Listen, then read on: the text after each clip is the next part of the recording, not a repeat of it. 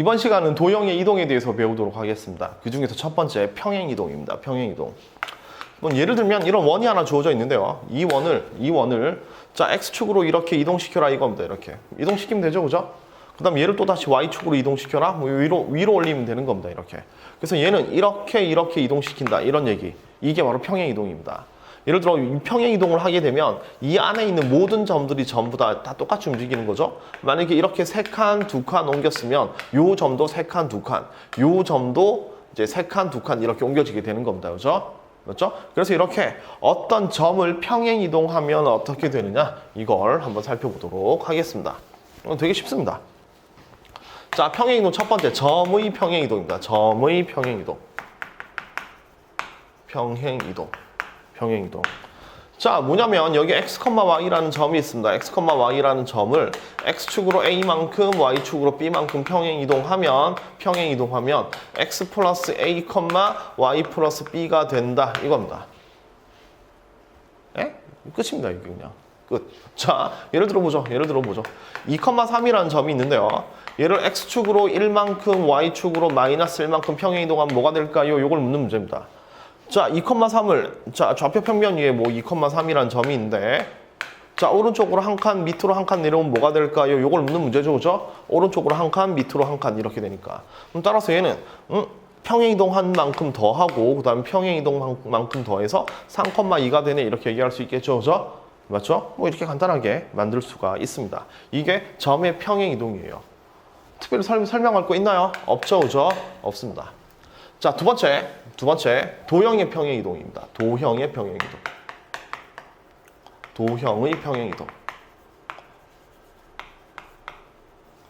자, 참고로 도형을 평행이동하면 그 도형이 가지고 있는 유일한 성질은 안 변하고요. 그 도형의 위치만 변합니다. 위치만 변해요. 평행이동을 하면 성질은 안 변하고 위치만 변합니다. 예를 들면 원 같은 경우에 중요한 게 중심하고 반지름이라고 그랬죠. 그죠? 중심과 반지름이라고 그랬습니다. 자, 평행이동하면 중심 변하나요? 그렇죠. 중심은 변합니다. 반지름은 변하나요? 안 변합니다. 평행이동에도 안 변하죠. 아시겠죠? 그러니까 원에서 중요한 요소 이 두 가지 중에서 위치를 표시하는 게 뭐냐면 중심입니다. 그래서 평행이동하면 중심은 변하고 원의 모양인 반지름은 안 변한다. 이렇게 생각하면 됩니다. 자, 이번엔 포물선 한번 생각해 볼게요. 포물선 2차 함수. 포물선에서 중요하게 생각할 게 뭐였죠? 포물선에 중요하게 생각하는 건 모양하고 그 다음에 축입니다. 축. 자, 평행이동할 때 모양 안 변하죠, 당연하게. 뭐 아래로 볼록인 거 평행이동 해봐야 아래로 볼록입니다, 이렇게. 자, 그런데 모양은 안 변하고 축은 어때요? 축은 변하죠. 자, 평행이동하면 축은 변합니다, 이렇게. 그래서 포물선도 위치에 관련된 건 축이니까 축은 변하고 모양은 안 변하는구나 이렇게 생각하면 돼요.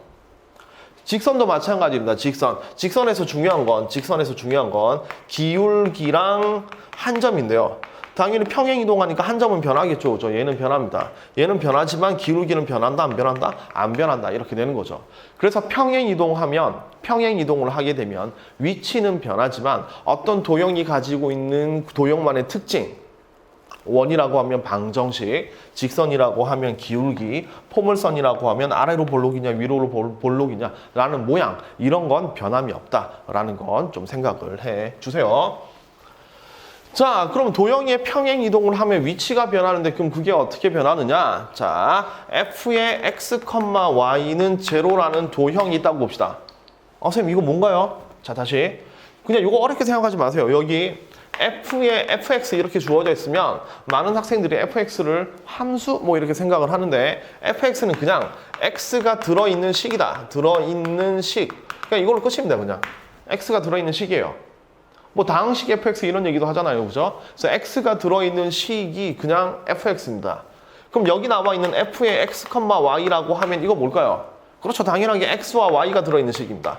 x와 y가 들어있는 식입니다. 들어있는 식. 자, x랑 y가 들어있는 식에다가 는 제로를 붙였습니다.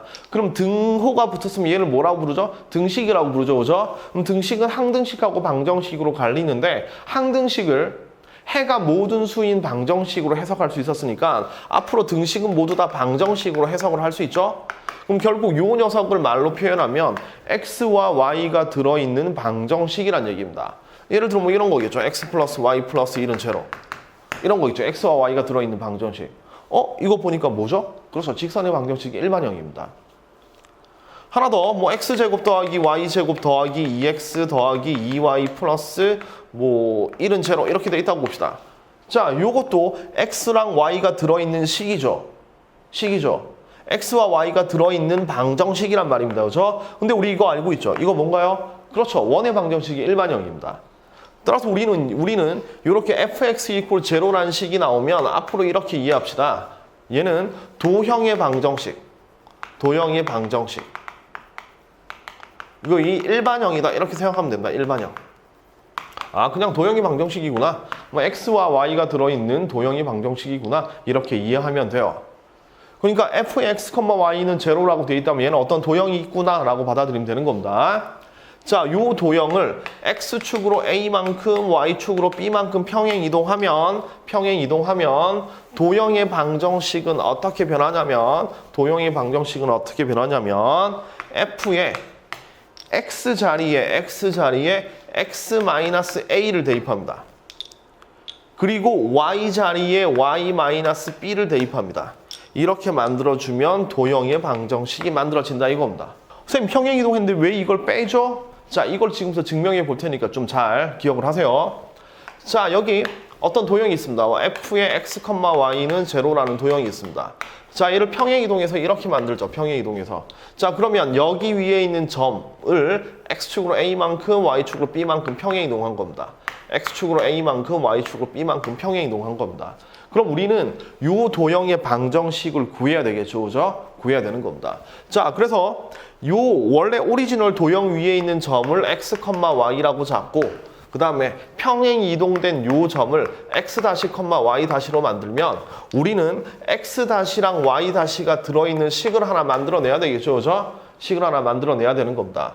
자, 그래서 요 점을 이렇게 평행 이동해서 이렇게 만들어졌으니까 x-는 뭐라고 쓸 수 있냐면 x 플러스 a라고 쓸 수 있고 y-는 y 플러스 b라고 쓸 수 있습니다. 그죠? 다시 요 점을 이렇게 이동했으니까 x축으로 a만큼 더하면 x-, y만큼 올라가면 y에서 b만큼 더하면 y- 이렇게 만들어지죠. 그죠? 맞죠? 여기서 우리가 원하는 건 뭐냐면 x-랑 y-가 들어있는 식을 만들어내자 이겁니다. 근데 우리는 왼쪽에 원래 x하고 y에 대한 식을 알고 있죠. 그죠? 그래서 요 식을 x는 x-a, y는 y-b라고 만든 다음 요 녀석을 여기다가 대입해 버리는 겁니다. 여기다 대입을 하게 되면 f의 x-a, y-b는 제로 이렇게 만들어지죠. 끝입니다, 이게. 여기서 x-y-를 굳이 쓸 이유가 없으니까 그러니까 요 함수식을 계산할 때 x-y-라고 표현할 필요가 없기 때문에 x-y-를 편의상 x- 편의상 요렇게 바꿔주게 되면 이게 바로 평행 이동한 도형의 방정식이 된다 이겁니다. 좀 어렵죠, 그죠? 사실 좀 어렵습니다. 그래서 여러분이 좀 쉽게 알고 있는 걸로 한번 예를 들어 보겠습니다. 자, x제곱 더하기 y제곱은 1이라는 원이 있어요. 얘를 x축으로 3만큼 y축으로 마이너스 2만큼 평행 이동하면 무슨 원이 될까요? 요걸 묻는 문제입니다. 자, 아까도 강조했지만 평행 이동하면 도형의 성질은 안 바뀐다 그랬죠, 그죠? 맞죠? 그 말은 반지름은 안 바뀐다는 얘기고 바뀌는 건 중심밖에 없는 겁니다. 그럼 요 원의 중심은 0,0이었고 이렇게 되면 중심이 뭐로 바뀌나요? 그렇죠. 3,-2로 바뀌죠, 그죠? 중심이 3,-2로 바뀌니까 따라서 이 원의 방정식은 x-3의 제곱 더하기 y 플러스 2의 제곱이 되는 거죠. 이렇게 만들어집니다. 끝입니다, 이렇게. 이렇게 하고 나니까 결과만 한번 보죠. 자, x축으로 3만큼 평행 이동했는데 x 자리에 뭐가 들어갔죠? x-3이 들어갔습니다. 그래서 평행 이동한 것만큼 빼서 대입해 주면 돼요. 공식 맞는 겁니다. 두 번째, 요 y란 녀석도 y축으로 마이너스 2만큼 평행 이동을 했죠? 그래서 y 대신에 뭐가 들어갔나요? y 플러스 2가 들어갔죠? 아시겠죠? 지금까지 했던 거 그대로 하는 겁니다, 이렇게. 그러니까 요 부분이 좀 이해가 안 갈 수도 있습니다. 이해가 안 갈 수도 있는데 그냥 그렇구나라고 받아들이면 돼요, 이렇게. 다시 하나 예를 들어 보겠습니다. 자, y는 x제곱 평범한 포물선입니다. 포물선입니다. 얘를 x축으로 3만큼, y축으로 2만큼 평행이동을 한번 해보죠. 자, 포물선도 평행이동을 하면 모양은 안 바뀌고 꼭지점만 바뀌겠죠, 그죠? 따라서 이 녀석의 꼭지점은 0,0입니다. 0,0. 그럼 꼭지점이 어떻게 바뀌냐면 3,2로 바뀌죠. 꼭지점이 3,2로 바뀝니다. 그럼 꼭지점이 3,2면서 모양이 1인 방정식이니까 2차 함수니까 y는 x-3의 제곱 플러스 2라고 쓸 수 있죠, 그죠? 맞죠? 자, 2를 왼쪽으로 살짝 넘겨주면 y-2는 x-3의 제곱 이렇게 만들어집니다. 그럼 이 녀석과 이 녀석을 비교해보면 x 자리에 뭐가 들어갔나요? x-3이 들어갔죠. y 자리에 뭐가 들어갔죠? y-2가 들어갔죠. 그래서 앞으로 이렇게 해주면 되는 겁니다. x축으로 3만큼 평행 이동하면 x 자리에 x 빼기 3을 집어넣는다. y축으로 2만큼 평행 이동하면 y 대신에 y-2를 집어넣는다. 이게 평행 이동에서의 도형입니다.